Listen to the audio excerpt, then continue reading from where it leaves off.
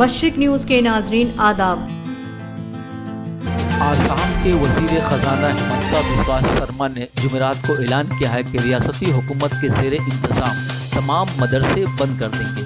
آسام حکومت 613 مدرسے چلاتی ہے اور ان پر سالانہ 4 کروڑ روپے خرچ کرتی ہے۔ اس اقدام کے پیچھے کی وجہ کے بارے میں پوچھے جانے پہ ہمنتا بسوا سرما نے کہا کہ دینی تعلیم پر عوامی رقم خرچ نہیں کی جا سکتی۔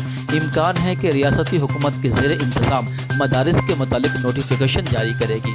انہوں نے کہا کہ کسی بھی دینی تعلیمی اداروں کو سرکاری فنڈ سے کام کرنے کی اجازت نہیں ہوگی۔ ہم اس سلسلے میں نومبر میں ایک نوٹیفیکیشن لائیں گے۔ نجی طور پہ چلائے جانے والے مدرسوں کے بارے میں ہمارے پاس کچھ کہنے کے لیے نہیں ہے۔ آپ کو بتا دیں کہ سرما نے فروری میں کہا تھا کہ ریاستی حکومت نے حکومت کے زیر انتظام مدارس کے ساتھ ساتھ گورنمنٹ سنسکرت ٹول کو بند کرنے کا منصوبہ بنایا ہے۔ حکومت سنسکرت ٹول پہ تقریباً 1 کروڑ روپے خرچ کرتی ہے۔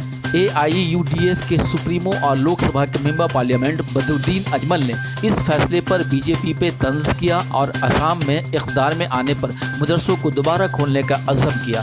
آپ مدرسوں کو بند نہیں کر سکتے، انہوں نے کہا، اور مزید کہا کہ ہمارے اقتدار میں آنے کے بعد اگر ہم موجودہ حکومت انہیں جبری طور پر بند کر دیتی ہے تو ہم 50-60 سال قدیم مدرسوں کو دوبارہ کھولنے کا کابینہ میں فیصلہ لیں گے۔